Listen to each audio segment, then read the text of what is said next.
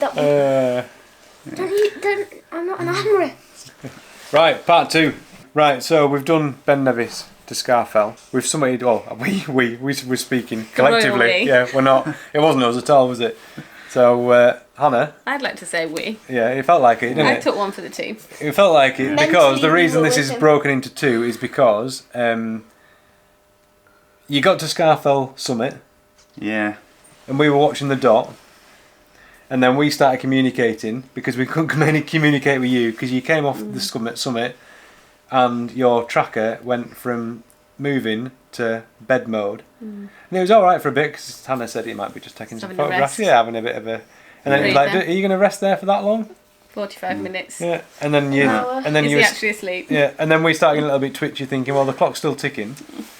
So you give us your version of events because we were... sat in the comfort of... Well, I was sat in the comfort of home. You were sat in the comfort of a stinky van. Yeah. But yeah, no, I got to the top fine. I left hand because you came up... to stay ahead? To stay ahead with me, yeah, with the dog. And then I left and went up and I powered up to the top fine. I felt good. It was different movement, so I didn't feel the pains I was on the road. So you bearing in mind the disaster with the trainers that we spoke about in part 1, you were restocked with Solomon trainers. Yeah. A brand new pair. Yeah. And they were ordered. You went into Keswick together. Went into Keswick. Cotswold Outdoor. So that was fine though. The trainers you put them on and you went. Yeah, they're fine. No issues. Yeah. Yeah. So set off, powered up there, got to the top of there, and there's a big massive stone cairn. Yeah. You got to the cairn at Scafell. Yeah. Everything was dandy. Yeah. We'd been dot watching and it stopped after you'd summited and we were getting a bit twitchy. Yeah. And then... Just had a sandwich at top. Just had a sandwich. Having a butty. It was about 10 minutes. Was it a bacon butty? Was the van up there? I think so. No, I think that's Snowdon in it. That one, wasn't it? Yeah. But no, I did stop for about 10 minutes, took some pictures, had a quick sandwich, and I noticed when I was coming back down that it was saying I was in bed, so resting, and for quite a while. So it must have lost its signal or something, and then it jumped. Right. So yeah, I was only up there about 10 minutes or so. And then, so we're getting a bit twitchy thinking we can't get hold of him. 45 minutes, an hour. And we're aware that, because you'd set him off with some marker lights but not a head torch. Yeah. So because he had so much time. Yeah, so if he had a problem, you'd have been sort of snookered, or you'd be in the dark anyway. Yeah. So, what happened? Came down into the wrong valley. Right. Yeah. Silly navigator error. Yeah. So it splits off where you come down. It splits off and it'll take you down into the section that wanted to go down. So it goes onto the Cumbria Way and then into the Mickleton Valley. I came down the other side. And we found this. It made me think about it. We found this when we did the horseshoe in the fog. The paths that start from a summit, unless they're really well trod, people just tend to set off from anywhere on the summit to go down the area, and then the path gets more defined the further down you get with the direction you're going. Yeah. So it's not like when you're in France and there's like a big rock and it's got a big arrow painted on it, or there's a wooden sign. They don't allow signs in the national park. So I can see where anybody makes an error leaving a summit, even though that's the bit where everybody stood. Yeah. So I can sort of understand that, but I've never done Scafell to know what it's like, except seeing the photographs. It looks like the moon. Corridor route's okay to follow up. You find it, but more you get to the top of Scafell, it just gets rock. Yeah. You can't see the pass. You can't. I followed it down, and it goes off somewhere. Yeah. But again, they're so thin. Yeah. And I kept on going to the right, and so this is all off the back of you've been on your feet all day. Yeah. I spoke to you on the phone in Keswick. Tired. Earlier that day. Yeah, you're fatigued. Yeah. So regardless of the state of the paths, it's easy to make any error. Yeah. So you went down the wrong one. Yeah. And to get on the right one, there's a big get hump, according to our... So it took the tongue. Anyone that knows it, you have to climb. I climbed back up the tongue, and then dropped back down again to get onto the Cumbria Way. Yeah. So at this point, we'd already sort of decided that we were going to come out as a family of 3. Yeah. And meet you. We brought flasks and stuff because the plan was for me to run with you anyway. And we met you. And in the distance we saw this little flashing Oh, we haven't got there lights. yet, because then we drove in convoy down to the end of Langdale and parked up. Yeah. And set off walking in the daylight. Yeah. Heading towards you with torches and stuff, but it was really lovely night, wasn't it? It was beautiful. Really clear. Nice sunset. But we couldn't see a soul. And then you asked somebody, had they seen somebody, and they looked Seen at the guy with poles? and they looked at you a bit weird. Yeah, I saw him.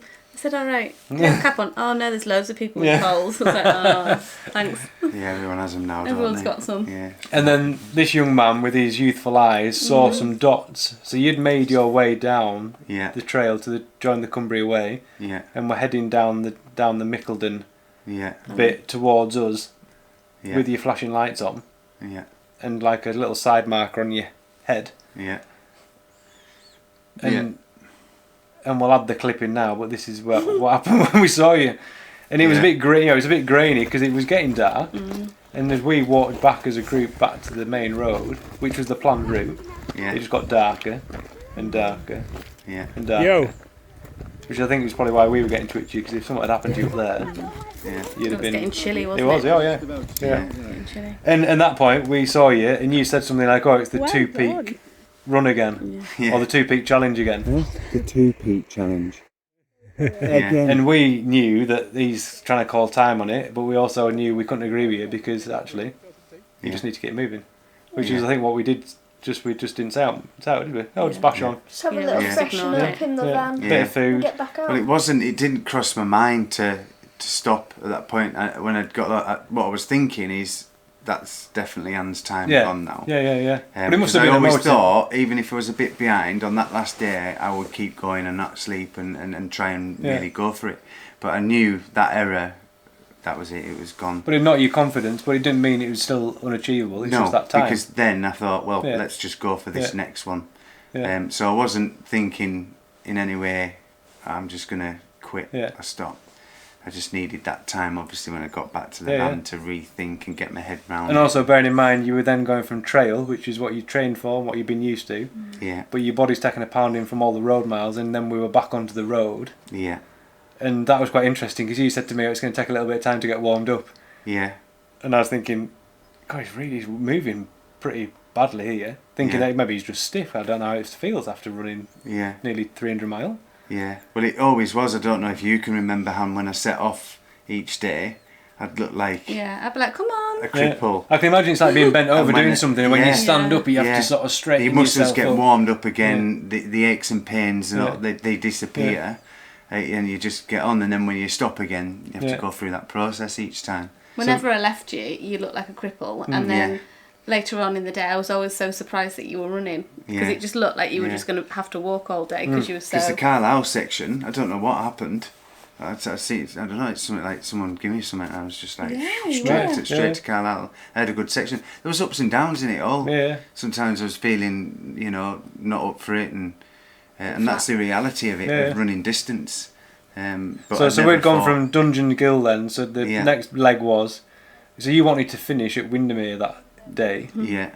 But we didn't start running till... It was late, wasn't it? 11? Was it 11 o'clock? Yeah. So we started running at Dungeon Gill, running in inverted brackets. Yeah.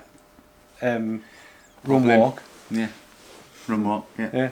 And we finished at Windermere at 20 past 1. Something like that, Something like that. So they were 14-minute miles, I think, were they? Yeah, something like that. Yeah, about that. Yeah. But the conversations we had for those couple of hours, you were still on the job. You knew you knew where you were going. You knew what you wanted to do. Yeah. But even on that run, I was thinking, he's gone quiet now. Yeah. And then towards the end. Yeah, and then he was really chatty because you'd had a load of fuel. Boost, So I'd given you all the food I had, and we met a copper. We met 2 coppers. Yeah, which you scared after that. We met some deer. Yeah. An old deer? No, not an old deer. Well, I don't know how old it was. A wild type. There was some deer in the field. And there was like 4 cars, which was really good because my wife was worried about some of the traffic on the road, which it was non-existent. But so we left you at Windermere Tourist Information. Yeah. I got a lift home. Hannah went and parked the van for another service stop where you were going to get head down. And then I got the phone call in the morning. Yeah. To say, I think, what do you always, was it over? Yeah. And I was like, you what? And he said, we're outside your house. Yeah. And I'd driven from Windermere. Darren was still, he couldn't move, he was flat in the bed. So I'd driven with him just laying down in the back, opened the door and he's there. Yeah. So it was disappointing because I think I said at one time to you that, just let me have a coffee and we'll think about what we're going to do. He was writhing in pain, absolutely. Because the night before, we were talking, weren't we, about hips hurting? Yeah. And the exercise that you might use in future to strengthen up certain bits of your body. Yeah. And you'd done loads of strength and conditioning. Yeah. But not on that bit, maybe. Or maybe that had been overlooked because you just thought that it was going to be other bits that would need. You don't expect hips to hurt, do you? No. It's knees. No, I don't know. I think, like I say, if you're on for someone trail, who does so many miles, you wouldn't expect hips to hurt. No, you're on trail or mountain, you're changing that movement all the time. Yeah. But when you're on a road, you're just constantly tapping out the same cadence. Yeah, so the hip flexors are just doing the same thing, motion all the time. Yeah. I think that's what's affected it in the front of my knees as well. With the impact of that, I can only put it down to that because I've never had that sort of pain before. Because the thing you were saying was like, well, I've got here in 5 days, and I was saying, well, you're over halfway to Wales, and you've got 3.5 days left in the bag, and it was like it's doable, but not if you can't run, or not if you can't even walk. No, that's it. It was in agony, absolute agony. I was like, am I needing to ring the hospital? And he's like, no. I'm just going to have a coffee and see how I feel. I'm like, coffee's not going to fix this. Well, a brew fixes a lot of things. Just to the English, have a brew. Have a brew. Talk and about there's in all seriousness, there's no point masking it with painkillers. No. There's no point dropping loads of painkillers because the future or the damage that you may do would be unknown, isn't it? You know it. I mean, I was taking painkillers along the way. But there's some pain you think, well, you just have to get through it and carry on. But I think when it's too much and you're going to do some damage, and if you do the damage long term, well, there's no more running, is there? Yeah. And it's not even a DNF under these circumstances is, I think, a sensible decision because there's people that get hospitalised and all sorts of things because they've just pushed too far. Yeah. And I think it takes a wise person to pull the pin. Yeah, it does. And ironically, you were like close to home. I know the route you weren't actually going to run through hometown, Kendal. No. You were going to skirt it, and I thought, well, that's maybe like, even if it wasn't planned, that's actually probably a bit of a win because it's too tempting if you're going past your front door just to have a comfy night's sleep. Yeah, it was funny because even though I was in pain some of the way running, and then you'd pass and go. That night, that last few miles with yourself that night back into Windermere, I really felt it was really painful. I could feel my hips and my knees and. So would you do anything differently? Because I've just thought about something that I would do differently. Yeah, go on. So my guilt thing from it was when you're cycling, they call it half wheeling, where you ride slightly ahead of somebody, and that person's almost almost feeling like they're having to catch up all the time. And I felt when I was running, I was doing that to you, not deliberately, just because all I'd done was been to work that day. I'd not run 5 days at 65 miles a day, so I was fresh. So that half wheeling that you do as a cyclist gets in the head of the person who's behind. And I thought, have I pushed him too much on the road? No. But you did stop on your own accord. Yeah. And I just heard the footsteps change, and I just stopped. Yeah. So in hindsight, I would run slightly behind you. Yeah. Yeah. It's always sort of running, but I was slowing on that day. So. Yeah. And I said to Kate, even the driveways, when you got a flat bit of road and the driveway drops away. It goes where the car drives onto the house, like the property, and then it rises up again back to the pavement. Yeah. I was conscious that we went down one, and then on the up, and it's only like 3 inches. Yeah. You stopped. You tend to walk, and it's like, oof, this isn't good. Yeah. No. It was. I felt something different that night, and I thought maybe I just need. I think with what went on Scafell. And I had to do that extra bit, but even though I felt good up there, it's a confidence knocker. But and then I was just I thought, good night's sleep. I'll recover, and I'll be able to, crack on with it. But the agony that night in the hips and knees, and then the foot the next morning just ballooned. Yeah. So it was just. So what are we on 2 days after? after you finished, and you're still hobbling around like an old person. Yeah. Still hobbling now. No problems. The hips seem to have died down a bit now, but it's just. So you said yesterday morning. I've lost track of time. I had one night where I went to bed really late, and I've been struggling to function. So I've no idea how you got to where you did get to. Yeah. And Anne Sayer must have just been someone else to been able to do it amazing. without injury. We said before, navigation, no sat nav. Yeah. Did she have a support crew? She did have a support crew. Yeah, they did the navigation and stuff like that. Yeah. Maybe like so long ago. Yeah, because she was in a long distance walking club and was a GB runner, so there was quite a lot supporting her. Yeah. So she never had to think about the map reading and that. All that was sort of planned and stuff. But still, 7 hours sleep she took. Constant. She would have been going constantly. Doing 22 hours a day walking, which it's amazing. Really, to think that someone can just continue like day that, after day on the roads. Yeah. But I suppose the only thing that she's had that we haven't got is there probably less cars. Yeah. Less traffic. Yeah, there would have been. But it's nothing. All the time I thought, I can really do it. I think it's achievable. But it's sometimes learning for it. I mean, you can get even some of the best athletes in the world that will try and fail, and then come back and try again, and eventually they'll get there. Yeah. But I suppose the planets have got to align, haven't you? You can't be on you can't be on your best day every day. Yeah. Yeah. I mean, as soon as I got that blister, I mean, I think you said as well, this could be the end. This is what could end your run. Yeah. And we tried to patch it up as much as possible. It wasn't a problem. When I got into it and I was running, the pain would go. Yeah. But then, it just started swelling a lot, and there was a lot of pain in the foot after a while. And you were chafing in other places as well, just monotony of moving, chafing and stuff, and plenty of Vaseline and drying it out and talc in the evenings and stuff. In the van. Nice, not nice. So living the dream. But overall, disappointed. Yeah, I am a little bit, but the adventure was great. Yeah. It was a great experience. You had a lot of laughs, didn't you?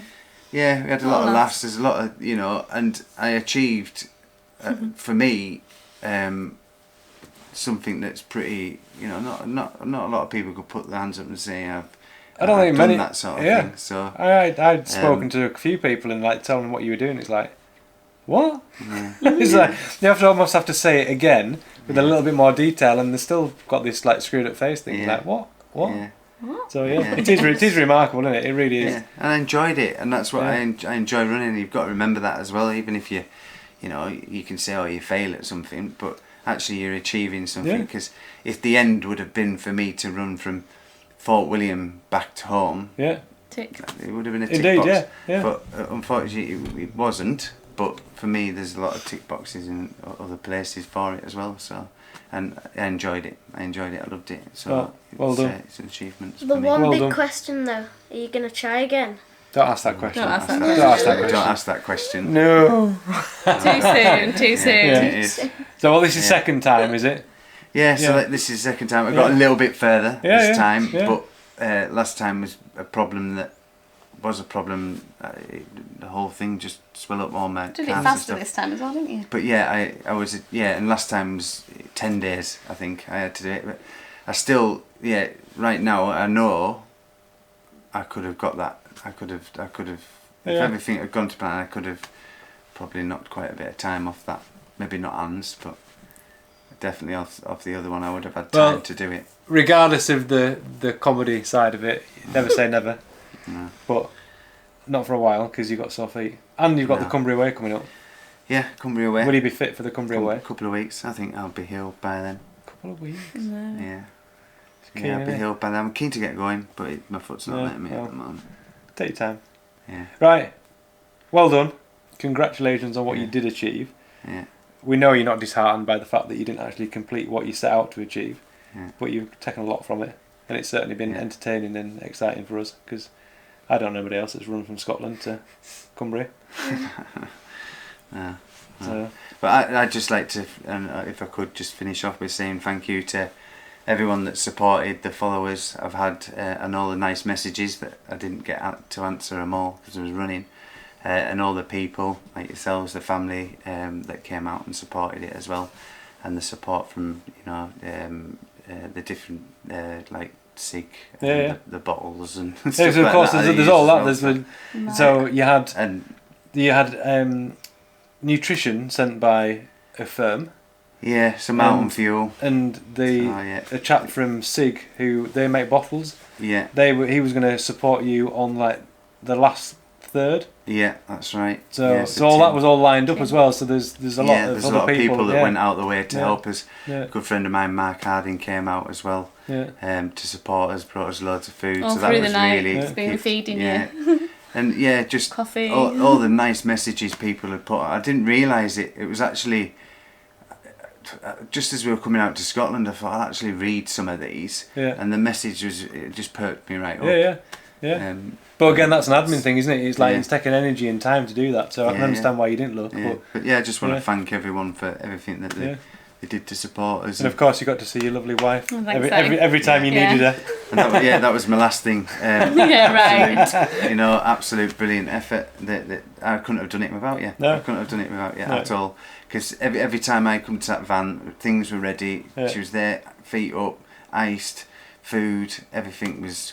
She's like a professional now. Bossing you about.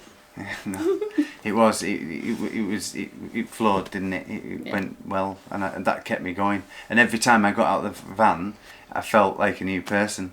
I hobbled a little bit because I got warmed up, and I thought, oh, yes, it's better. This I've patched up. I've got rid of that, and it was much better. So Well done you were for the first person you'd run with. It was really nice. I was the last as well. I'm the last. Maybe that's a bit of a Funny sign that. on. Right. Anyway, right. Thank you very much, Darren. Well done to both of you. It was a team effort. Team effort. And was. Then no doubt there'll be another video about something else that you get up to in the near future. Cool. Cool. Yeah. Thank you. Thanks,